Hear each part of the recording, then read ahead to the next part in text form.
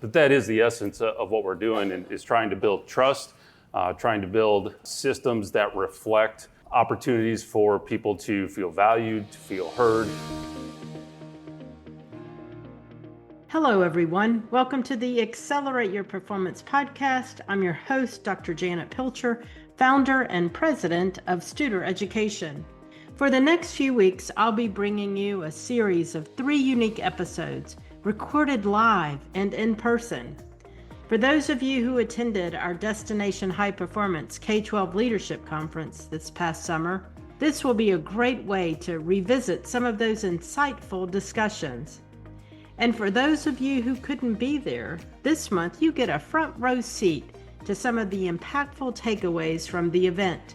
This week I'm sharing my conversation with Dr. Corey Strausser, Assistant Superintendent of Educational Services for Rapid City Area Schools. With over 26 years of experience, Corey is a people-first leader who has a values-based approach to driving student outcomes and organizational excellence.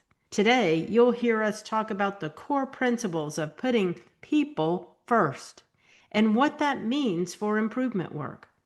You'll learn how his commitment to this approach through strategies like feedback loops and rounding has led to significant gains in student, parent, and employee experience. So let's get started. Welcome to the show, Corey. Thanks for having me today, Janet. It's so great to connect with you, and let's start. Let's start with, we often say people first. People first is core to our improvement. So talk to us about what that means. Yeah, people first is essential in any organization, especially education organizations. And to me, it's a leader stance, and it's a way to just kind of take both philosophy and practice around people development. How do we help people learn? How do we help people grow? I've often said to the leaders at RCAS, we're learning leaders leading a learning organization, and that is essentially about the growth and development of our people from top to bottom. And of course, we really want to be centered on our students, and that is what drives the development across the organization. So people first is really being relational. And we don't often think of customer service in education as a phrase that you use, but that is the essence of what we're doing, and is trying to build trust, trying to build systems that reflect opportunities for people to feel valued, to feel heard, and in that way, people are supported. So ultimately, people first drives from being student-centered, but helping people grow at every level of the organization, regardless of their role and responsibility. And that's not just teachers. We have awesome support staff. So it's a very system approach to building people up. Yeah, and Corey, I like what you said about, customer service, or we don't tend to use the word customer service, but sometimes when we think about people first, there's something I tend to always think through is people first and service is everything. And it's the combination of those two things. It's hard to talk about people first if we're not talking about really providing the best that we can, the best service that we can to the people that we serve. And I know we talk about feedback loops. We've heard it throughout today. We talk about feedback loops as key to engaging people in conversations. Talk about how the rollout of your employee engagement survey led to your improved results and really used those feedback loops. Yeah, so we were very fortunate in our survey results. We saw a lot of improvement across the board. And I think what really drives that is you have to have a committed team. And we have a very committed leadership group, both at the district level and in our buildings. So I think that's important. They all committed to the feedback cycle and really learning and carrying that feedback cycle out. We looked at the actions that come from the surveys and taking specific actions that in that rollout, I've always felt that you do surveys. Too often they can be just put on the shelf, or you can check a box with it. Right. And that really does a disservice to getting feedback. We want to hear from people. We want to improve based on that feedback. But what really drove us to, I think, better results on our employee engagement survey was that we went back to the people. So we looked at it, our leaders analyzed, they started utilizing that key question of what does better look like, trying to seek clarity, but then they went back to certain stakeholders. And in that employee engagement, it's going back and talking to certain groups and really asking for clarity and asking them, you took this survey, but now what does that better look like? And that simple step right there, I've always felt as a leader in my previous organizations was really missing. But doing that piece and then creating the actions from there. And of course, in an organization, if you say you're going to do something, you have to do it. So when you lay out those actions, where are they embedded and how are we moving on that? So that communication process as part of the feedback cycle, and it's not a holistic feedback cycle yet for us. We're moving there. Yeah.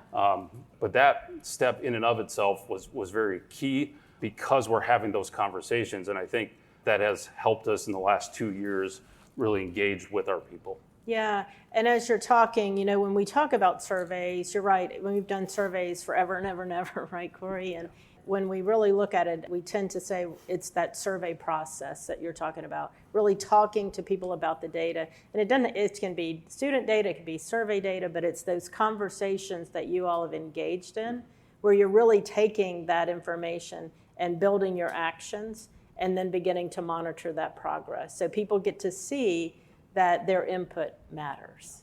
And their input does matter because the surveys are an accountability measure.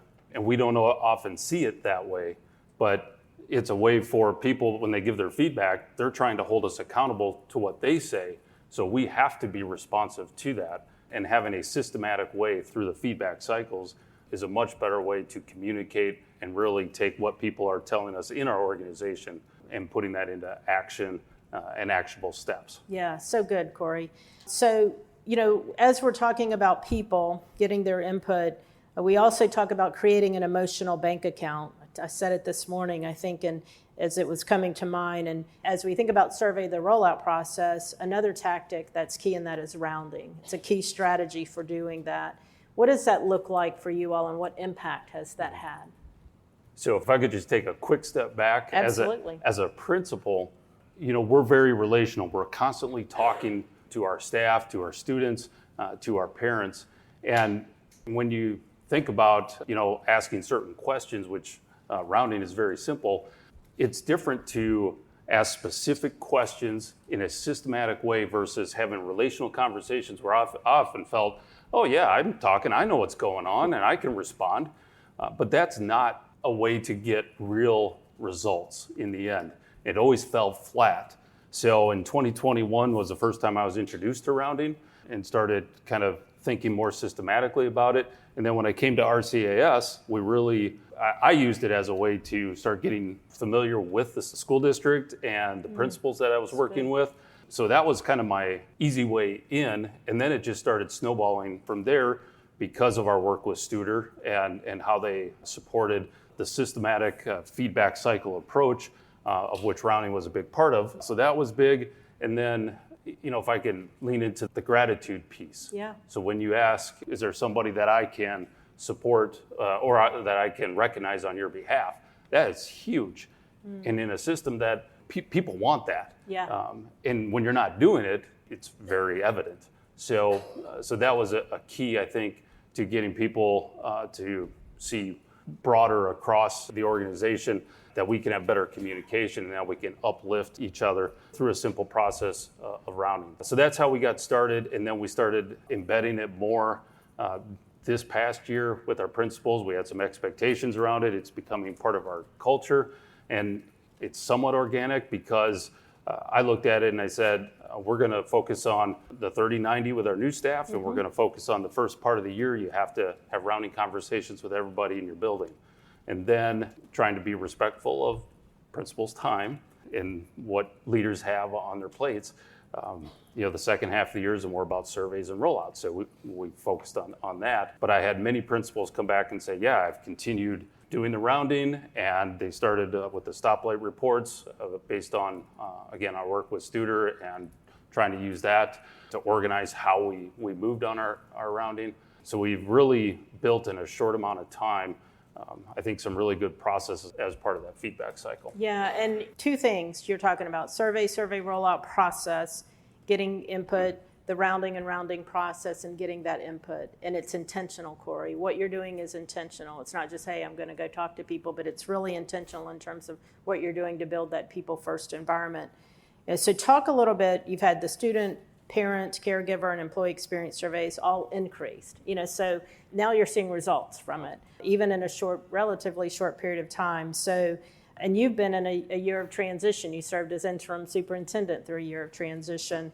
So what do you attribute the difference in those results as you look back over the past year? It's really hard to pinpoint in all reality. I think, first of all, you have to have really great leaders across your organization who are committed, who understand what our strategic plan is, how we're using our pillars to drive improvement. We started doing some work on short action cycles, and we're learning how those can be really supportive in helping us stay focused and true to our strategic plan. So we've got some of those things in. So the team element, super important. I think as a district, like I said earlier, if you're going to do something and you say it, then you better follow through. So we really tried to follow through on the things that we said we're doing. I think leading with a student-centered approach and constantly talking about our students and how we can move them and support them, that will always be at the forefront of anything that I'm leading. So I do think the communication and that came through rounding was the key driver. And really leaning into that process because of the communication we were able to have. And it's a visible process if you're doing it right. So the people in your organization can really see what you're doing. If you manifest it in a stoplight report and you bring that back to your staff and you're showing that matters. So I think those are the things that were the keys to some of the success we had.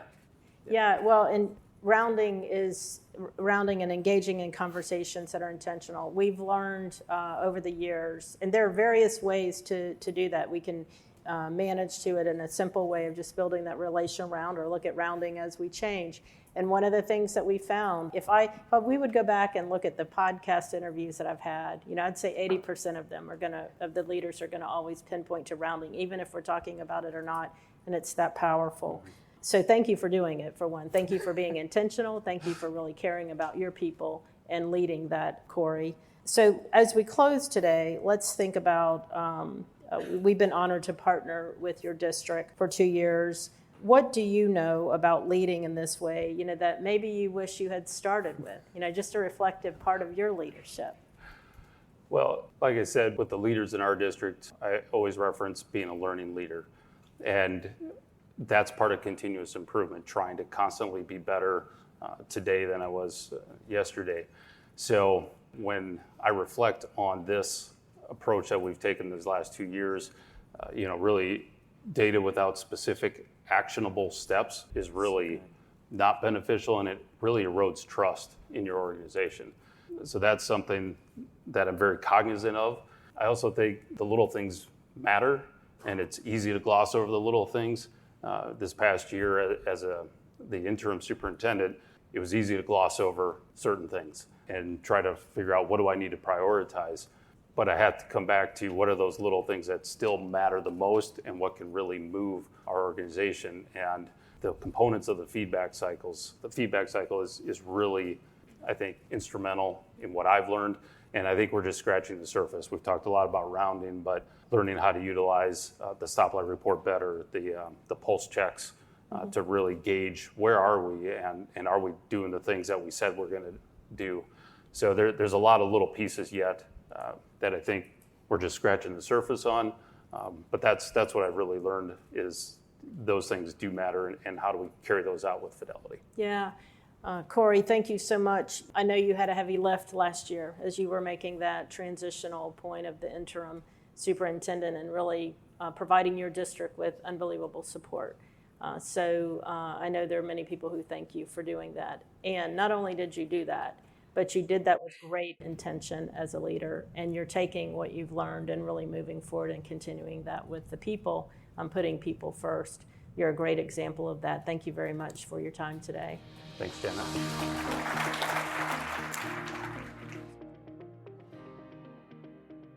Thank you, Corey, for your dedication to a people-first approach. This is an excellent reminder that when you truly value every person, results will follow.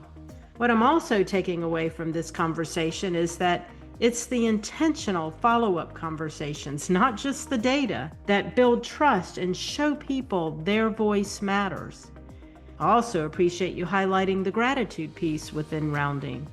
Like you said, it really is a key driver of positive culture. Thank you for committing to that and modeling what it means to be a learning leader. This week, let's commit to having at least one intentional follow-up conversation with a team member. It's not just about the data, but about showing them their voice matters. That's all the time we have for this episode of the Accelerate Your Performance podcast. I look forward to seeing you next time as we continue to work together toward organizational and leadership excellence. Have a great week, everyone.